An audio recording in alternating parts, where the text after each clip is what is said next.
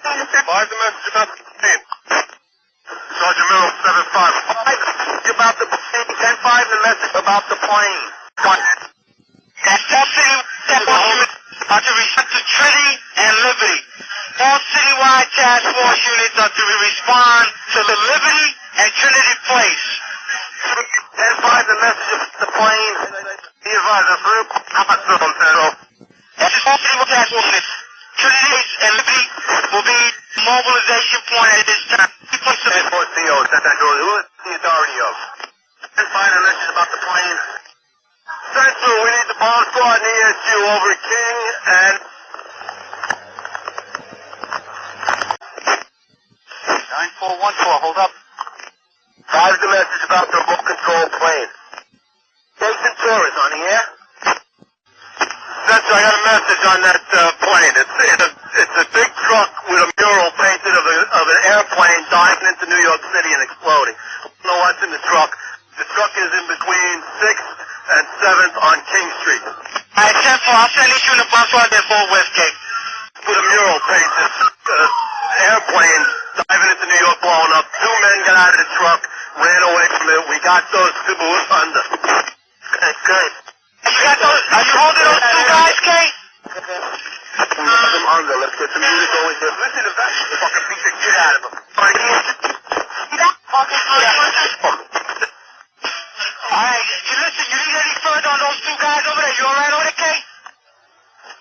We have both suspects under, Kay. We have the suspects who drove in the van exploded. We have both of them under, Kay. Let's get some help over here. Now, I'm sending you here to shoot at. I just want to make sure you and your guys are alright over there, Kay. That's all. What's the location of that, Kay? Put them up. You know, we have both Transit driven that exploded. Resurrect? What location? The location, Kay. Again, our apologies to our viewers about 5 minutes ago, but we do have an established connection now with CNN's Deborah Fayrick. The reports we're getting now, 2 or 3 men arrested on the New Jersey Parkway. Deborah, can you hear me now? Yes, I can.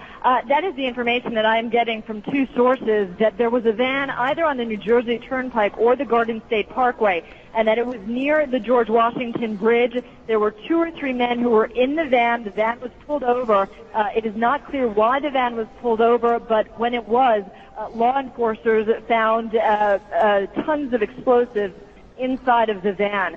That is right now all I'm hearing, but again, 2 to 3 people in custody, and we are trying to get more information on that right now. Deborah, I don't mean to put you on the spot here. Do you know where on the Jersey Turnpike this was? How far from New York City?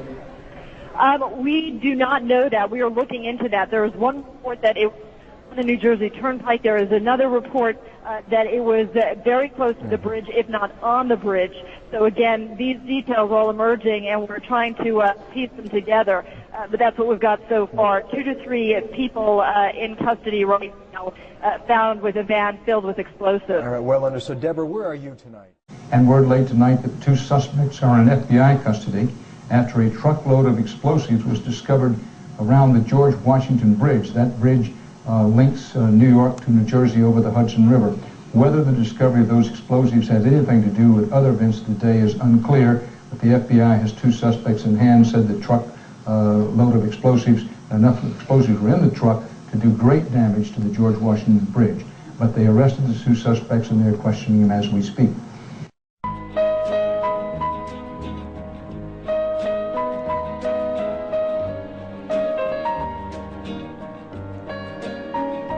And all of a sudden, down there, I see this van parked.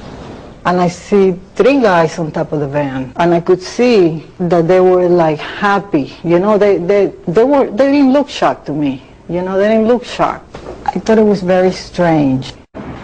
We had received an all-points bulletin, and I just happened to see the van and, you know, hollered over to my lieutenant. You know, I think that could be the van. We checked it out, and it was. You know, we were all on edge, obviously, so I really wasn't looking to make friends with these people, and neither were the officers that I were with. Once we started talking to them, you know, they were pretty much like, hey, you know, we're not against you, we're with you. Last year, I was with him. And at that point, we were taken for another round of questioning, this time related to our allegedly being members of Mossad. The fact of the matter is, we are coming from a country that experiences terror daily. Our purpose was to document the event. Our purpose was to document the event. I was watching the towers, and though I wasn't the closest, I saw them crumble to the earth like they were full of explosives. And they thought nobody noticed the news report that they did about the bombs planted on the George Washington Bridge. 4 non-Arabs arrested during the emergency, and then it disappeared from the news permanently. They dubbed the tape of Osama, and they said it was proof. Jealous of our freedom, I can't believe you bought that excuse. Rocking a motherfucking flag don't make you a hero. Word to ground zero, the devil crept into heaven. God overslept on the 7th. The new world order was born on September 11th.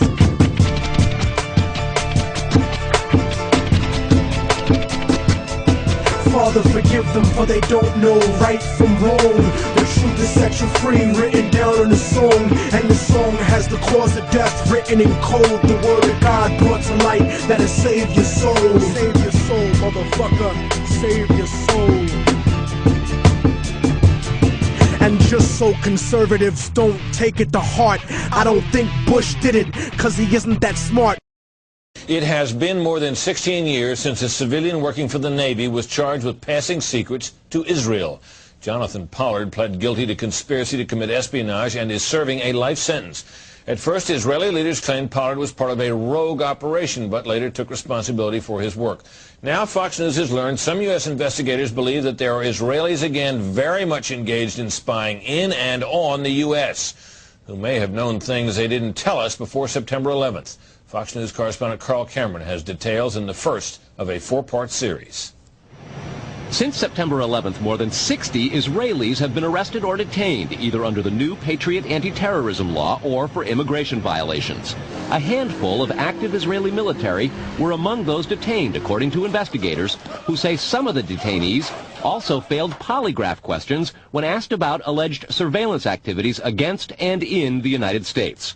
There is no indication that the Israelis were involved in the 9/11 attacks, but investigators suspect that the Israelis may have gathered intelligence about the attacks in advance and not shared it. A highly placed investigator said there are, quote, tie-ins, but when asked for details, he flatly refused to describe them, saying, quote, evidence linking these Israelis to 9/11 is classified. I cannot tell you about evidence that has been gathered. It's classified information.